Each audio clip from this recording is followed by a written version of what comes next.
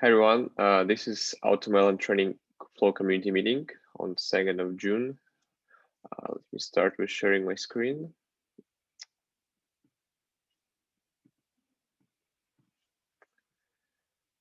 Okay, great.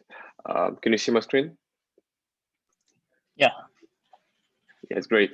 Okay, so I have a couple of items for AutoML which we want to discuss quickly before we jump to the new proposals for training operators. So the first thing, I'm still working on releasing these videos on YouTube. So I hope it will be ready for this week because I have, I think, around 5 to 6 recordings. So once it will be ready, I will just send a message to the Kubeflow Discuss and to our Slack channels to make sure that people can just take a look, because we had a lot of good actually presentations before, back to April and March, and I think it will be great to actually show the presentation to the people. And the first thing that I want to discuss about the survey for the summit, we actually prepared the survey, and to make people aware, we really want to have a summit for training and AutoML at the end of June, or maybe in the start of July. And we really want to invite like a lot of people to this summit to present some good talks.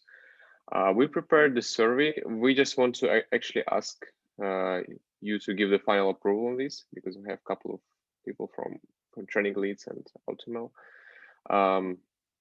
So John, do you want to stepping forward and maybe explain it? So very basic details on their company details, and then say whether it is a talk or a case study, and what area would they be proposing about, like whether it is on operators or CATIP, and then they can say time zone preference, which is more important here, because we have to really figure out how do we manage contributors or like proposals across globe. So I think we will take a call once people submit various proposals. We'll see how do we plan that, and then later announce a proper timeline. Then the session title, abstract, and the presenter details. So I think very basic ones. So let's discuss like if we want to add something more, or something else can help here. Yeah, speaking more like about time zones, we still don't know how many people we will have from Asia and from Europe, from US, from different time zones. If we have like a different presentation, I think it could be we can schedule like 2 days of this summit to make sure that people from different time zones can join, like what we're doing right now for the community meetings. So we really want to, so basically if you just base in different time zones, just make your preference here. Yeah, about the abstract, you can also like briefly explain what is it. Like, it's not mandatory, but it will be great to actually know about your presentation more a little bit. What do others think about this field? Do we want to ask something more from our users? Speaking about the proposals.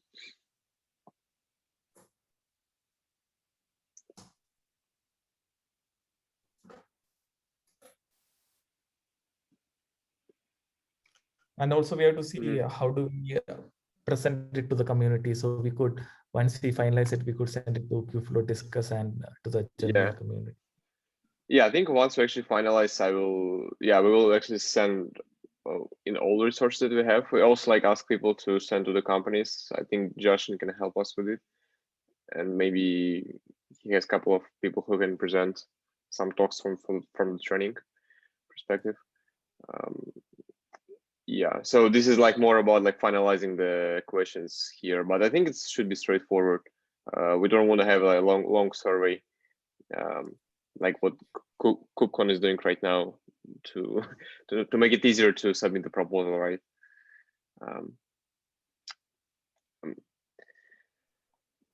Do you have any other comments on this, or it should be fine? We have also the time, I believe, right? Yeah, recommended session duration. So yeah, time zone, title. Okay. Yeah, presenter details here, I think we're talking about the second presenter, right? So the email, if you want to provide a name. Right, Jonah? Is it correct? Yeah, like probably like some details, probably like name and company title or something, some details. But Okay. I think the main would be the main presenter. Mm-hmm. We could send this to Josh also and figure out something else is required, so Yeah. he can also. Yeah, we'll ask Josh as well because he's like in a different time zone. Speaking about the presenters, like Gauchi, are you also like able to share this to your company later on to invite more people? Maybe someone just who want to present. Yeah, I think. Do you mean about this survey? Yeah, maybe. I mean, maybe some of your like team members who are just involved in training operators, they want to present something. If they do some interesting maybe talk. I can ask my colleagues to see if they have interest in this presentation. Yeah. Okay. Should So be ideally, great. we need to have a mix of feature proposals as well as production deployments. So that way, people will be interested to understand how things are deployed in production too. Okay. One small comment that I saw that the Kiev serving people did in their summit and was I really liked it is that they had not big one, a small session where they discussed future items. So people in the summit could also get a glimpse of what's coming on to the work group. I think it would be useful to have it here as well. Yeah, I agree. Definitely. Because I think we can actually split this summit to the presentation and also like the work what we want to deliver in 2021. Definitely. And we definitely I think like assuming that we have a talk for the new UI for the new features that we have, right? So yeah, I think this can be. We definitely should add some of the talks with the existing features for the users. Nice. Okay. Yeah.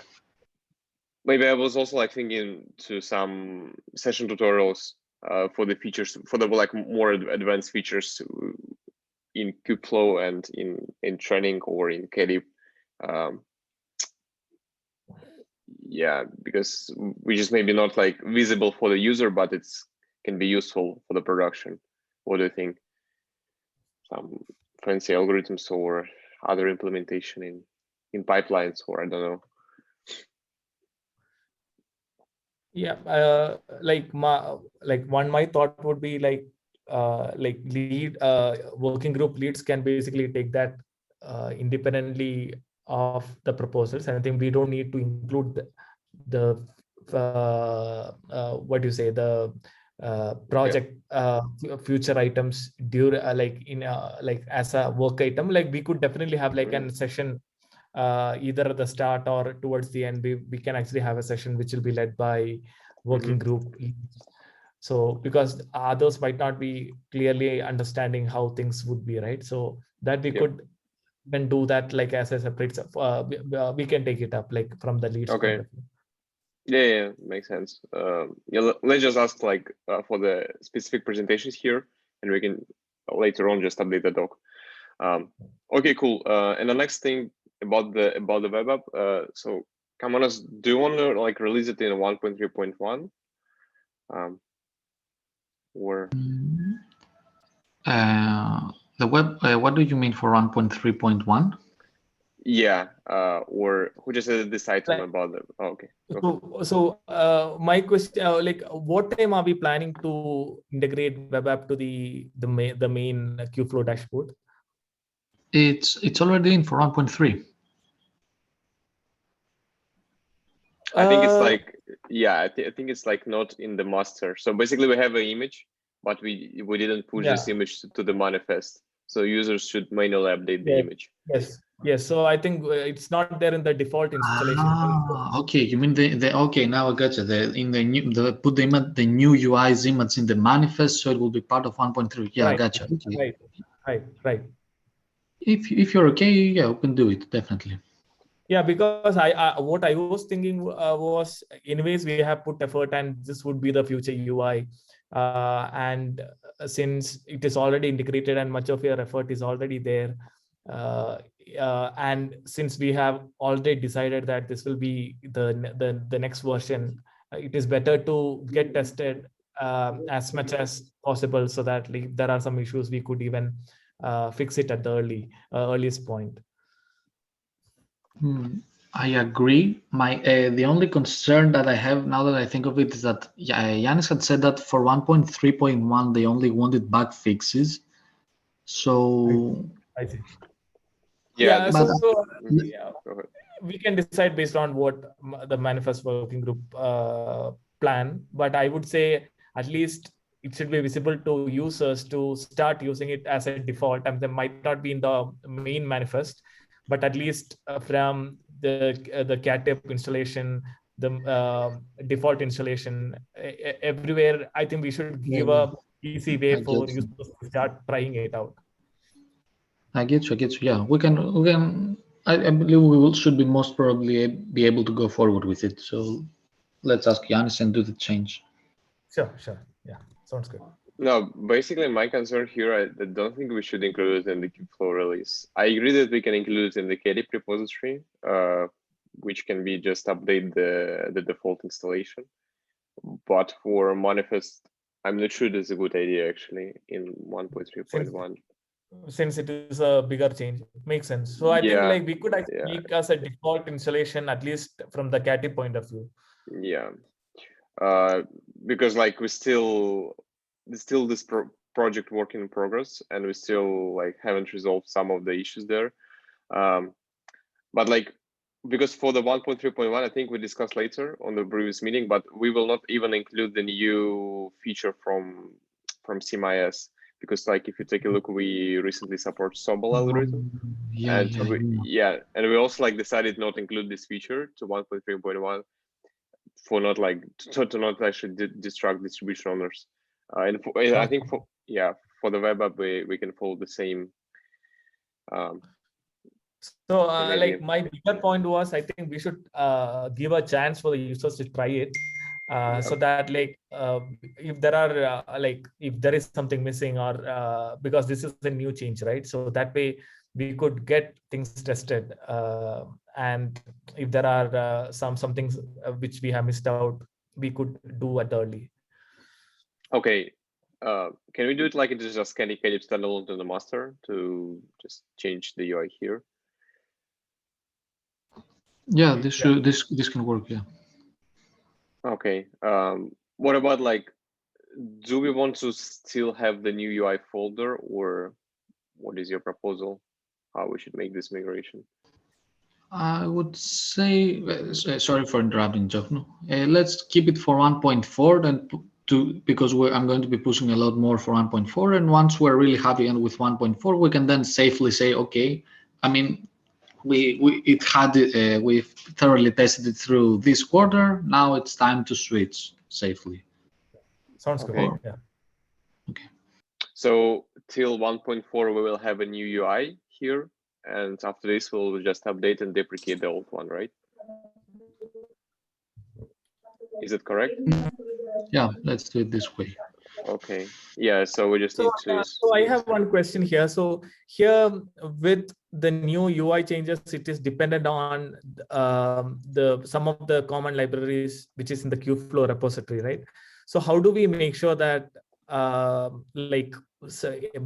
won't be any breaking changes in the main repository while because the code lies in two different places, right? So I am just trying to understand your thoughts on that.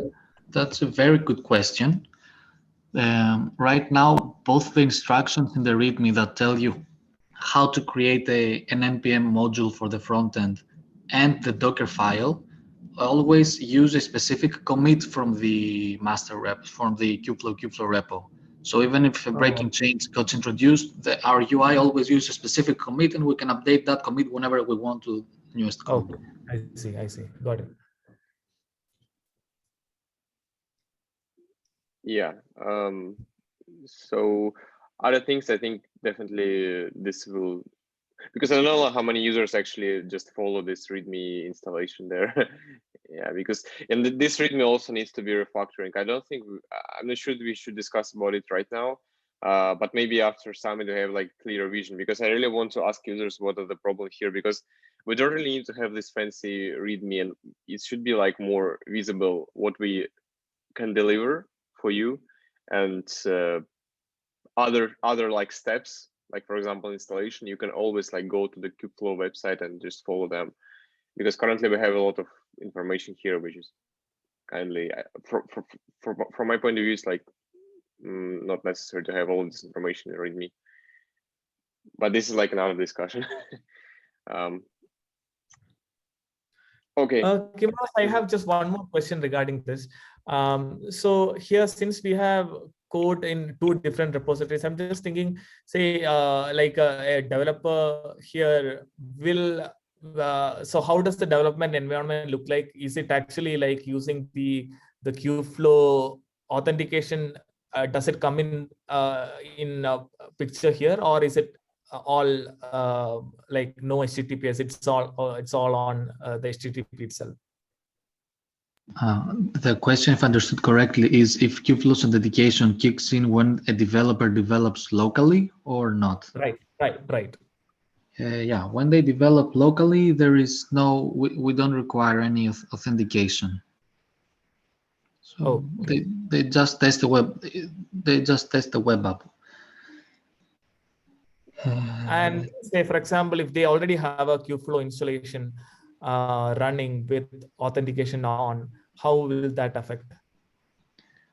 What do you mean a Kubeflow installation with authentication on? Say, for example, if the auth is already on, like a Kubeflow authentication, there's a Kubeflow installation which is already there with KF serving, Knative and all other components installed with authentication.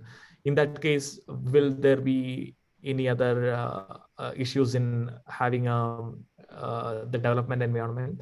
So for the there are two. You can develop the UI in 2 ways. Either port forward with kubectl the backend to your local machine and connect with the front. There's a specific an independent development server that connects to the proxy backend. Okay. So you already have access and you don't need to bypass the Kubeflow authentication.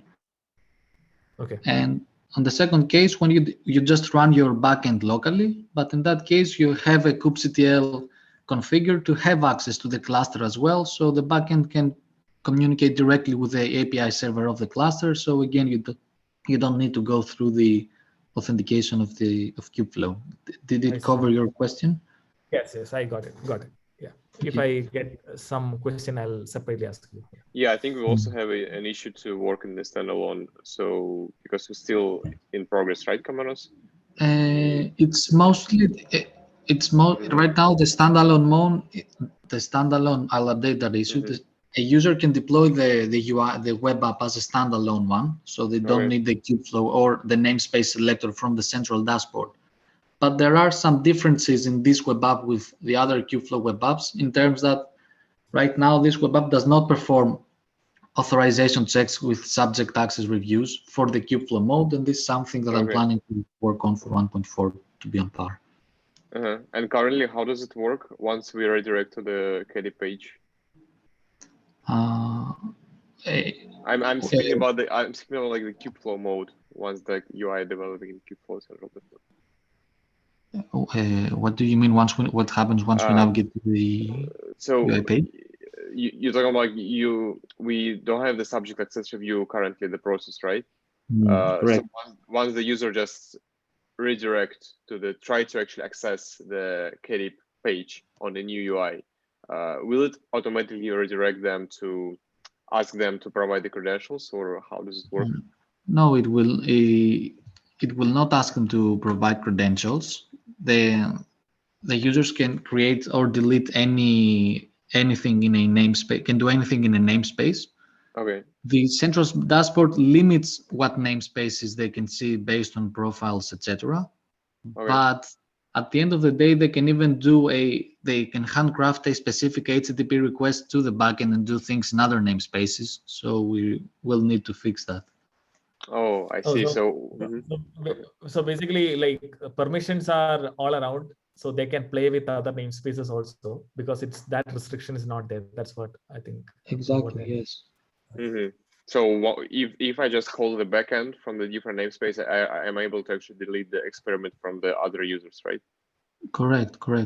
Okay, I got it. Yeah. I think we have this in this issue, right? Speaking about, because it's important for the subject access review. Yeah. I'll add the comment right now, actually. Okay, thank you. Okay, cool. Do you have any other questions regarding to the UI? Or we can move forward. Yeah, and just a thought, I think it is important to document this, because I think people have similar questions in all the repositories and the same, and it will be difficult for Kimonos and others who are actually like developing this to answer in all the repositories. So if we have some way to basically give a clarity on this, on how standalone looks like and how Kubeflow mode looks like, and if something is not supported in certain web apps, what should we do, etc. Right? Like in a common place, I think that would be even easier for people to understand and then clarify it. Else, I think the same issues will be there in multiple repositories, because everyone is using the common web app structure, right? As Andrew, your point makes a lot of sense. As Andrew shown, I have it's kind of big tracking issue in Kubeflow, where I go into what's the differences between the standalone and the Kubeflow mode, like the namespace selection, the how authentication authorization works, with comments on each one of these cases, the sidebars for navigation, the central dashboard, and how to handle these things. Oh, that's great. Okay. But for whatever questions you think you would like to see, please ping me so we can at least create an issue in the CATIP repo and just have it there so for people to look at. Right. Do we want to migrate this information after we finish this issue to some Kubeflow doc, or what do you think? Yeah, I think this makes even more sense actually to have a central place, since most of the web, all except pipelines, all of the web apps follow this architecture. Yeah, I agree, and it will be even helpful for others when they want to develop something. They won't be surprised, or this can be used as the common guide for doing that, for the newer developers too. Okay, I'll get to it. This is a really nice proposal. Thanks. Yeah, I think it will be easier in the future to integrate. Okay, cool. Anything else, or we can move forward? In any case, if you have any questions, we can just ping in Slack and we can continue to discuss.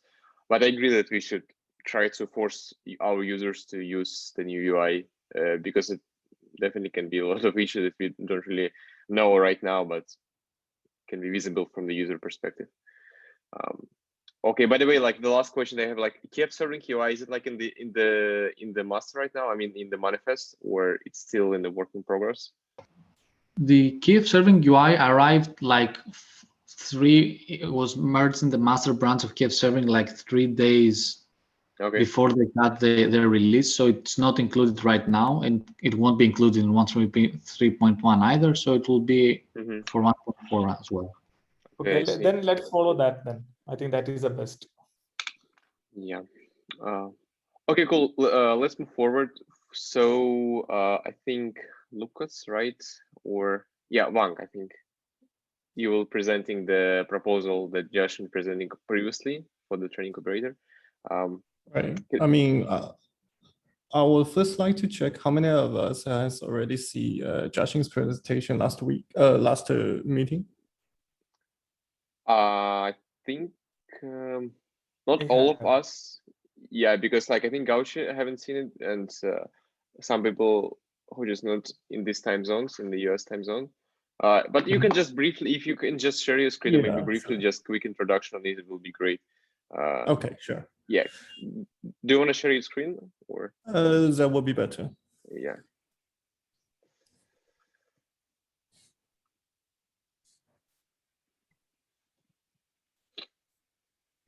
So so let me keep it this quick and just skip the background. We listed several challenges for all the operators right now here.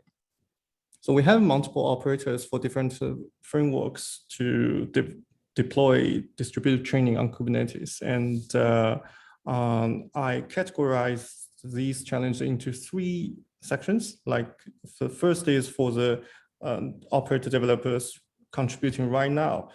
Much effort is wasted on duplicate features, implementations, test and infrastructures. And the second one is for the new and coming developers. Learning more than one operator seems very time consuming, and developing a new operator has a lot of potential to cut the time cost. Also for the developers who are using Kubeflow training operators, such like Katib developers, lacking a unified interface seems not a developer-friendly approach to interacting with these Kubeflow operators. So this is a motivation we want to make those 2 proposals. The first proposal made by Jiaxing is to introduce the one manager multi-controller mode after we can merge all the operators into one repository and one program. And I believe many of us know that this mode, the one manager multi-controller mode, is widely used in projects created with KubeBuilder or operator SDK. So each framework will have a corresponding job controller, and the logic to handling different jobs CRs is largely remain unchanged. And in the initialization stage, the cluster administrator can register which framework is used instead of deploying multiple operators. So that is the proposal made by Jiaxing. And I will skip the advantage and the remaining challenges. And if you are interested in this one, I think we can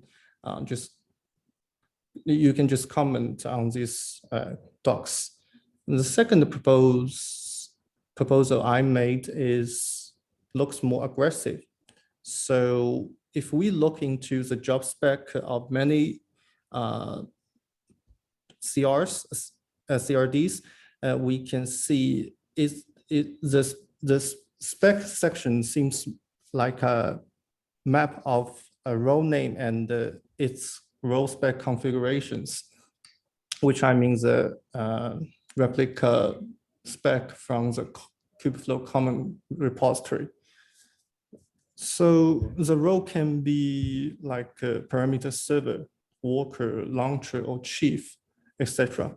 And so the second idea is trying to introduce a role controller, which you can consider as a meta replica controller. It handles a new CR called a role, which is convert from the existing common library replica spec. And those existing operators remain unchanged, the repository still exists, but the content of these operators will be changed into front-end operators, which means instead of generating those parts directly, those front-end operator will generate a role CR. In this way, we can kind of force those developers to use the role operator. So features like Elastic or others can be shared. I also skip these advantages and the remaining challenges. The main idea I would like to present again is we want to reach out to more developers and to collect more feedbacks, and as well as suggestion about what we should do in the next stage. As since we are still entering the very early stage, and any suggestions on how we can reach out to more operator developers?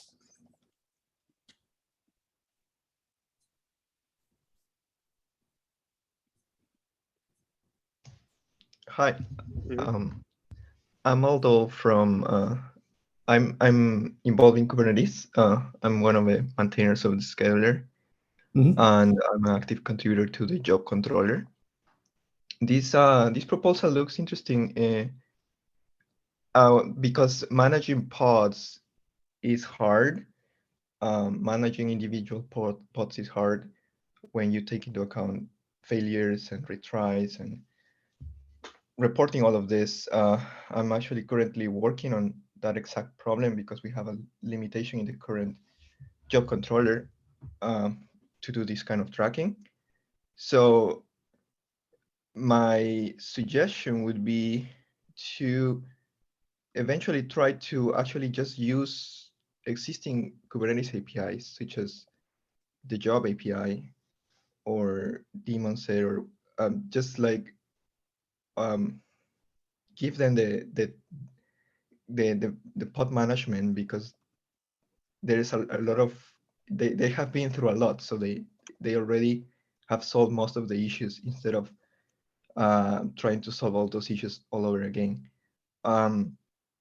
One thing I noticed, I'm currently looking into the MPI operator.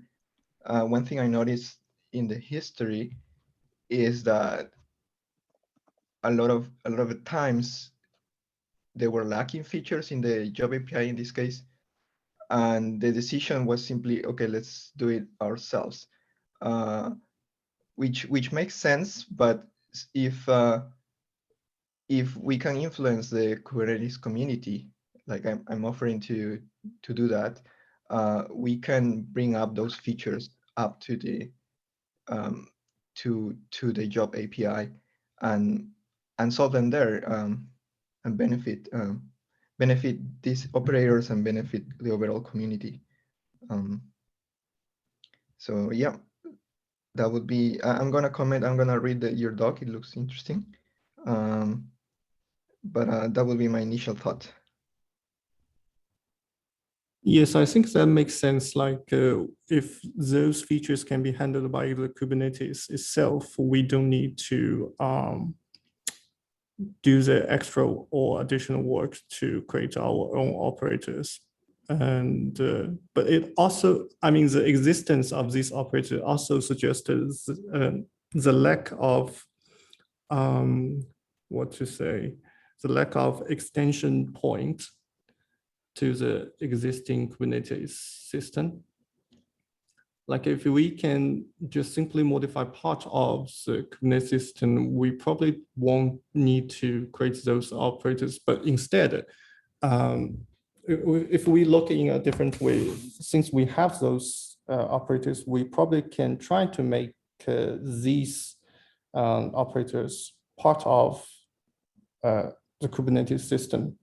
Well, after a certain, after we proposed it and do further modifications.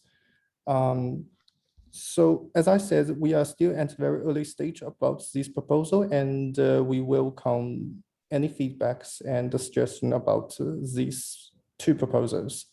If anyone had an interest on that, please just comment on the documentation, and we will get you back quickly. For the second proposal, so what will be like the user challenges? Speaking about the conversion to this role CR, how are we planning to handle this in the current Kubernetes design? When you see the user challenges, you mean the user who will create a yeah. The YAML. TF job, right? Yeah. Okay, so the reason we try to maintain the front-end operator is we want to make the change transparent to the users. So users can still create those TF job or MPI job or PyTorch job. And those jobs can be handled by the front-end operators and convert those job CR into a row CR, into multiple row CRs. And the row CRs will be handled by the row operator. That's the design pattern or the control pattern I have in my mind. And this front-end operator, is it also like the part of Kubernetes API? Is it also like another CR, or speaking about like Kubernetes resources, what is it exactly? Sorry, I didn't get it. Like the front-end operator, how does it like specifically convert the specific CR to the role CR? Can you maybe give like more insights here? What is your plan? Okay, so I think that that still remains to the front-end operator developers how to convert those existing CRDs of like TF job or MPI job into the row CR. That is, yeah, that is the reason I call this design quite isn't that the biggest challenge there to convert all the current CRs to the role operator, the role CRs? I think that would be the biggest challenge. Right, that's the reason I call it aggressive. Yeah, because from my understanding, like Kubernetes currently does not support it, right? Although this is like what you're talking about. Am I correct? Right. If I understand correctly, this role CR is a grouping of pods, right? This role CR, yes, you can, or a template of pods. Right. So in that sense, it's not very different from a job, a Kubernetes job.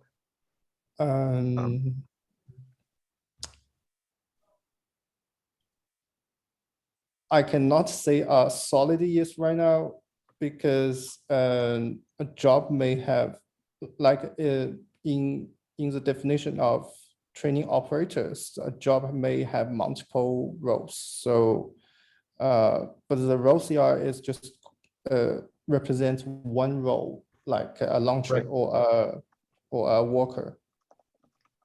Yes, I understand that. The point I'm saying is like for example, the MPI operator has a launcher and workers, and each of them can be represented as a Kubernetes job.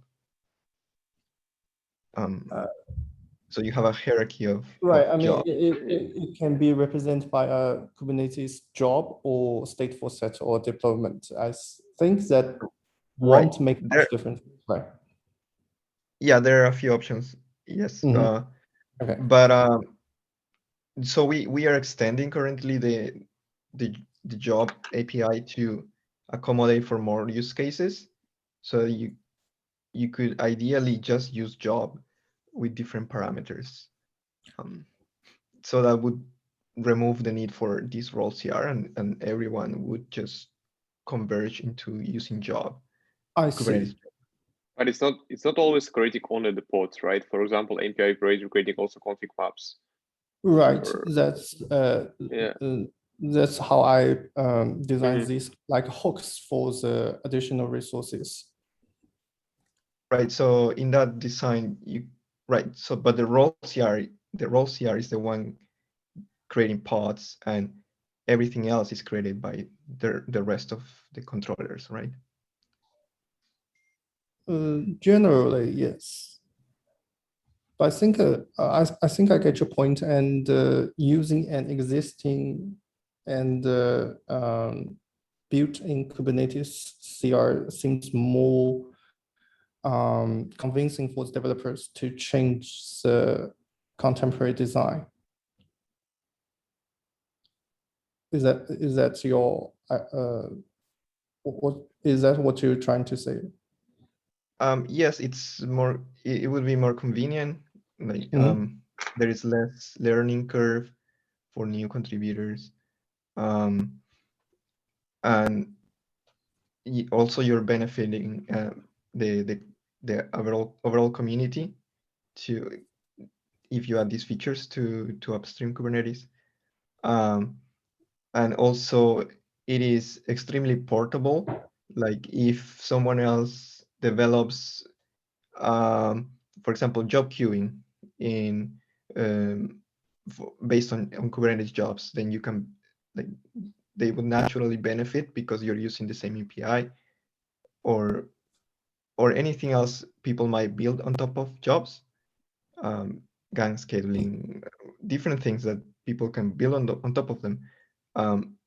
You would naturally benefit without having to add extra libraries or anything like that, because every Kubernetes cluster should support that, right? Yeah. We sure. Go ahead. What I want to say is we will definitely consider these suggestions. Yeah, but are we sure that like all the at least the current training operators functionality we can support with this design? Speaking about, like, I don't know, because for MPI, for example, we can support MPI, but what about like XGBoost? So will it be possible to actually implement all of the functionality from the different operators following this design? For the first design, I mean, the proposal one, I don't think the interaction with other repository will changed. Yeah. For the first, I Except- understand. I'm except- speaking about the second one.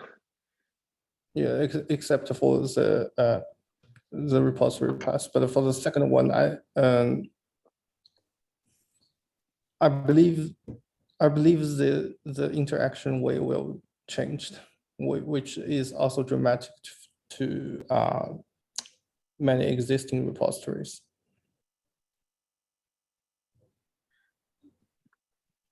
Yeah. Okay. So I should, I shall keep these comments, and if there's any further ideas, just comment on this documentation. Yeah, sure. Let's just leave the comments there. And again, like I think as a training like working group, I think we decided to at least like merge all the operators to the one repo because it will be easier for us to maintain them. But we still need to figure out how we can deal with the different controllers, because like once on the previous week, I think we discussed with Josh that the first proposal, we still need to have separate controllers. Like we have 7 operators, so we need 7 different controllers there. One manager, but at least the workflow for the different controllers. So like, we still need to have discussion on it, what should be the best way, because they are back again, so it can be the problem for the first case, how we can update the airbag for the supporting operators. Because, for example, some of the users, they don't really want to use all of the operators. Maybe they want to use just a TensorFlow. For that reason, they don't really need to integrate all of the operators in their controller, right? But yeah, let's just leave a comments there. Do we have any other questions to this proposal right now that you want to ask, or we can move forward? Yeah, I also had the same thought about people just wanting to use one operator.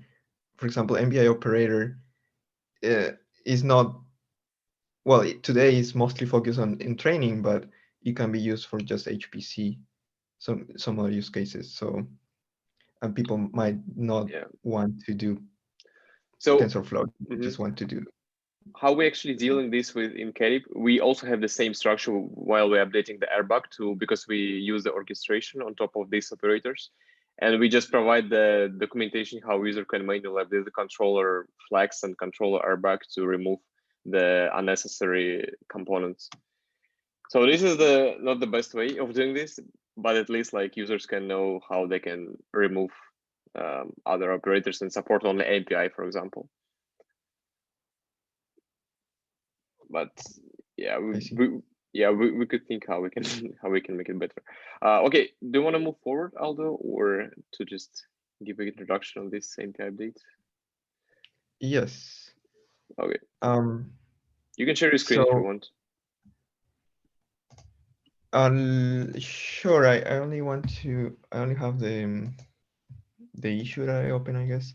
Let me share. This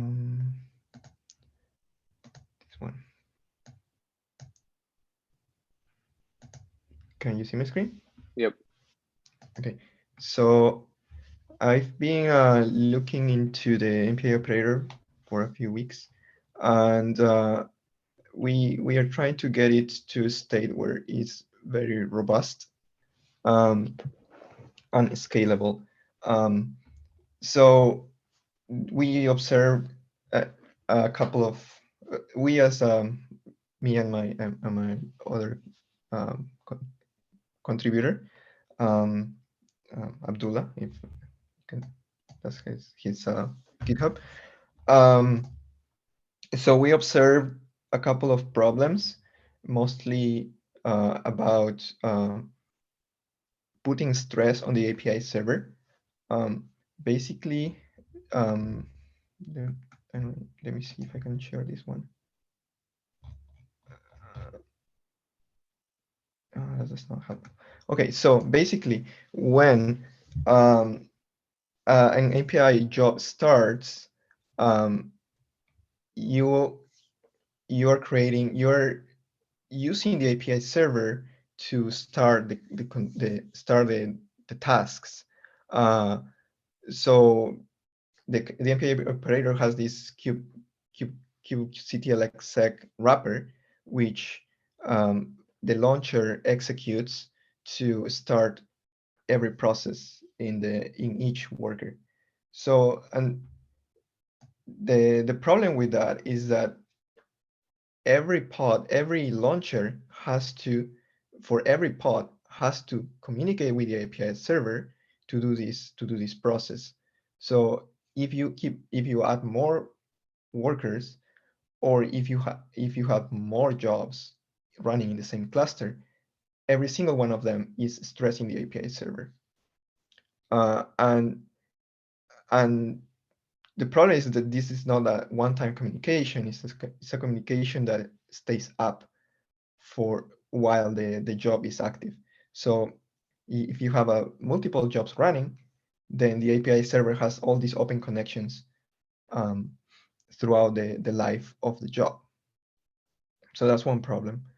The other problem is there is like an init container. There is a wait in the launcher. Before the launcher starts actually doing work, the job controller, sorry, the launcher will wait for every pod to be running. Now this seems natural. However, the way it's implemented is also problematic for the API server. Basically,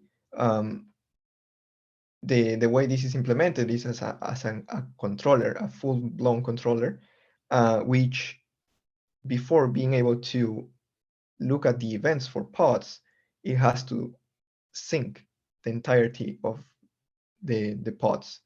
So at the beginning, this is fine if you have a few jobs, but once you have a lot of jobs, or not even jobs, if you have any other things in your cluster, every pod needs to be synced to this controller before it starts. So the more pods you have in your cluster, the more it takes time to start. And also, the more launchers you have, the more stress you add to API server. So two problems in this architecture for the overall health of the cluster. So what we are proposing is basically two things: replacing kubectl exec with SSH. Of course, SSH might be slower, but most of the communication is just to start the controllers, to start the the binaries in the workers. They don't actually, like, the communication happens through another port. So it's probably okay to just use SSH, but we can also give the option to use RSH to users if they really want this extra bit of performance. But the idea is that through SSH or RSH, the communication happens always pod to pod. So a launcher just communicates with the workers directly without communicating with the API server. So that bottleneck is eliminated. Every communication is pod to pod. So the way you can do that is through the way you can do this communication easily is through a headless service, and you can read those details there.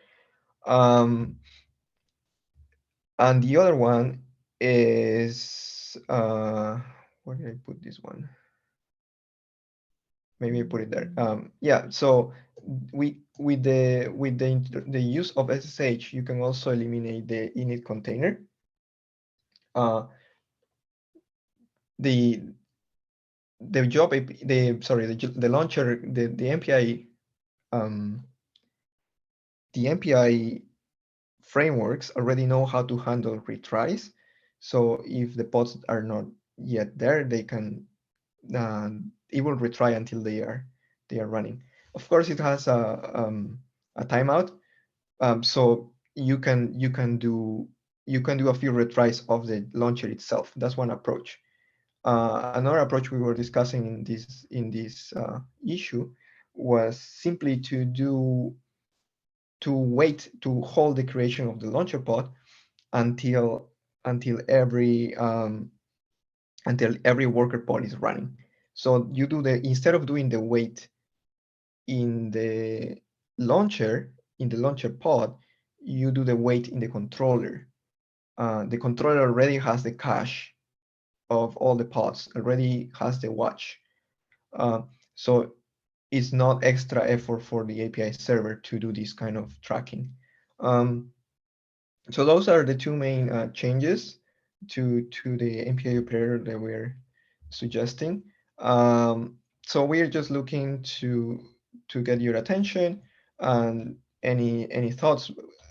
I observed these problems by reading code, so maybe I missed something, or my new proposal is breaking something. So please let me know, and yeah, help me improve this. I'm eager to contribute. I already have a working prototype, and so yeah. So just curious here. So when you say a higher number of workers, how many workers are you looking at? So we are thinking of thousands of workers, but also thousands of jobs with those sizes. I see. Yes, we are thinking of clusters used by many users, like a university, for example, and each of them running big jobs. We are mostly focused on HPC, not necessarily training. So yeah, in HPC you might have 1,000 workers, or even bigger than that. Yeah, I think it sounds very interesting. The question is like, will we break something with SSH instead of using kubectl exec? But I think like we still need to have approval from Terry, because I think he's the main owner of MPI operator. I'm not sure that he's here right now. Yeah, he said he wouldn't be able to make it. Yeah, But just suggested to get approvals from this working group and the existing owners in the file, the owners file. Yeah, only question I have, like, you're talking about like supporting Kubernetes version. So if we integrate this feature with headless service, are we able to support the Kubernetes 1.16 and or it is not possible? Headless services have been there for a long time, if I understand correctly. So that should be possible. I think I can make two suggestions here. The first one is adding a new design pattern seems to break the existing design right now. Is that correct? A new design pattern versus compared to what? I mean, introducing this new design pattern will change the implementation of the controller largely. Is that correct? Yes, so as far as I understand, the V1 controller hasn't been released yet. So we will do these changes for the V1 controller So only. Yeah. So my first suggestion is instead of replacing the existing design pattern and this implementation of the controller, I would suggest to make it a new version. So the user can choose the existing V1 or even earlier version, as well as choose the new design. So that will make this proposal to pass more smoothly. Why so why would someone use the kubectl version if this that's my second suggestion is I think it's a great idea to increase the scalability of the MPI operator, although the MPI operator is initially designed only for the data parallel distributed training instead of HPC situations. But as I said, to increase the scalability is a great idea, and to introduce MPI operator to the HPC world is also a great idea. But it seems better if we can take some experiments and to prove statistically this new design will improve the scalability, will reduce the initialization and launch time for MPI job with thousands of workers. What do you think? I'm thinking we don't need to create I'm thinking we can still do the changes in the same operator, same V1 operator, and simply before merging we do measurements and we prove their measurements I think can work. And Lucas, are we actually losing something if we integrate this new workflow in the controller? Sorry, I didn't hear you. Oh, sorry. Will we actually lose something in, some important feature if we use SSH instead of kubectl exec? No, I don't think so. Instead of losing something, the major concern is how to implement this new idea, like the rewriting code efforts. Yeah, I understand. The core problem would be like to make sure that like it is stable and things won't break, right? I think that is the core. Maybe we can follow the Kubernetes design with V1 alpha version and beta and V1 version. What do you think? But yeah, so that's why I said that as far as I know, the V1 operator is not released yet. So that to me seems like the perfect platform to introduce these changes, because we already have the V1 alpha 1 and 2 that are like locked, kind of locked. You should not change them towards this design, and we can do the comparisons with them. We can we can leave those until the V1 is fully ready.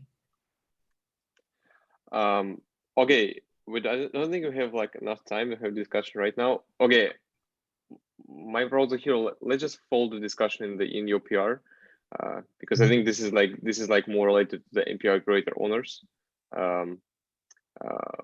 But again, like I agree that maybe some of the companies are using V1 in production and we really want to break them the release. And we don't really know how many companies are using this in production right now, right? So maybe let's just follow this discussion in the on your PR and get on a final approval from MPI operators owners. Yeah, if you have some way to have this feature in experimental way in like by enabling something else, I think that would be the best, so that like the core flow would not be disturbed at in a sudden release. I'm just thinking. Yeah, that would be great if you could provide some measurement there on the large scale training, for example. Okay. All right. I'll put it in a different folder. Sounds good. Thank you so much, Aldo, for doing this. Yeah, I think this is important for the community. Yeah, I think we're just running out of time. Let me just stop the